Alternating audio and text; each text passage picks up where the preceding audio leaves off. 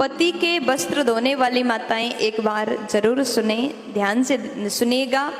और जो माताएं पति के वस्त्र धोती हैं ना, वो माताएं इस वीडियो को पूरा देख लीजिएगा। देखिए, शास्त्र कहता है पति का सेवा करना नारी का धर्म है।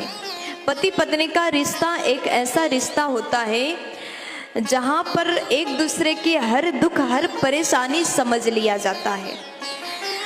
अब जो माताएं पति की सेवा नहीं करती वो भी देखें, और जो सेवा करती हैं वो भी देख लीजिएगा।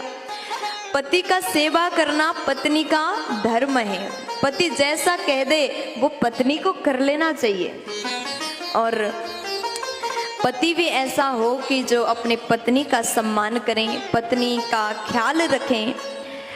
कहा जाता है कि जब पति घर से बाहर जाए और बाहर काम से घर में वापस आए तो पत्नी का कर्तव्य बनता है, कुछ भी काम कर रही हो, अपने घर की सफाई कर रही हो, भोजन बना रही हो, कुछ भी कर रही हो, तो थोड़ा सा पति के पास में जाएं और जलपान कराएं और भोजन की व्यवस्था कर दें। ये पत्नी का कर्तव्य होता है।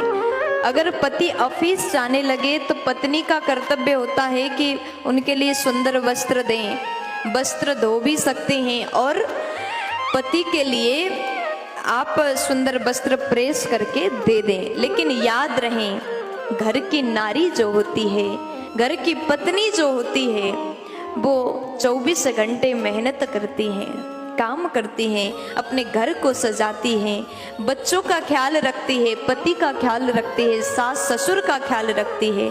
लेकिन पति को भी चाहिए कि पत्नी का ध्यान रखें।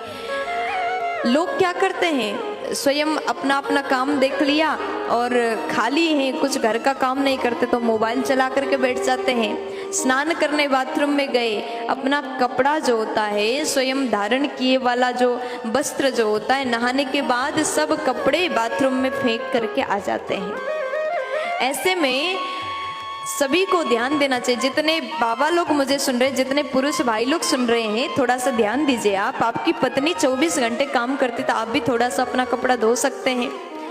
ऐसा नहीं कि आप पूरे कपड़ा धो लो, लेकिन कमर से जो नीचे का वस्त्र है वो आपको स्वयं को धोना चाहिए, ऐसा वर्णन आता है। और बच्चों के लिए भी यही कहना चाहती हूँ। बड़े बड़े बच्चे हो गए, 17-18 साल के बच्चे हैं, लेकिन नहा करके ऐसे ही बाहर आ जाते हैं, दो कपड़े स्वयं धो करके सुखा नहीं सकते। घर में रिश्तेदार आए हैं, अतिथि आए हैं और माँ भोजन बना रही है, भोजन बनाया, आवाज लगाया भोजन करने आ जाओ, रिश्तेदार आए हैं तो उनको भी स्वयं भोजन देना। एक पत्नी क्या क्या करेगी, एक नारी के कितना भार है। देखिए, भोजन बनाना स्वयं को, रिश्तेदार को भोजन खिलाना, भगवान को भोग लगाना, बच्चों को खिलाना, पति को खिलाना, सबको खिलाना। क्योंकि घर में जितने रह रहे हैं ना, सब तो अपना बस मोबाइल देखते हैं, माँ की ओर देखते ही नहीं है, क्योंकि उनको टाइम ही नहीं। वीडियो बनाना, मोबाइल देखना, मोबाइल चलाना, अन्य काम करते हैं। लेकिन थोड़ा सा समय निकाल लीजिए, आप थोड़ा सा ध्यान दीजिए। एक माँ, एक नारी कहाँ तक काम करेगी, पूरे काम संभाल रहे। आपका भी कर्तव्य बनता है थोड़ी देर माँ के हाथ बटाएं, थोड़ी देर रसोई घर में जाके काम करें। अगर माँ भोजन बना रही कि तो 2-4 बर्तन धो दें। माँ रिश्तेदार को भोजन करा रही, घर की सफाई कर रही, तो अपने वस्त्र स्वयं धो लें। कम से कम कमर से नीचे का वस्त्र जो होता है स्वयं धोने की नियम बनाओ। और माताएं भी थोड़ा सा अपने परिवार वालों को कह दो कि तुम भी थोड़ा कर लिया करो, हम भी थोड़ा सा कर लेंगे, मिलकर के काम करेंगे तो बहुत आसान होगा। ऐसा करने से प्रेम भावना भी बढ़ जाता है। अगर सब साथ मिलके काम करते हैं तो रिश्तों में मिठास आता है।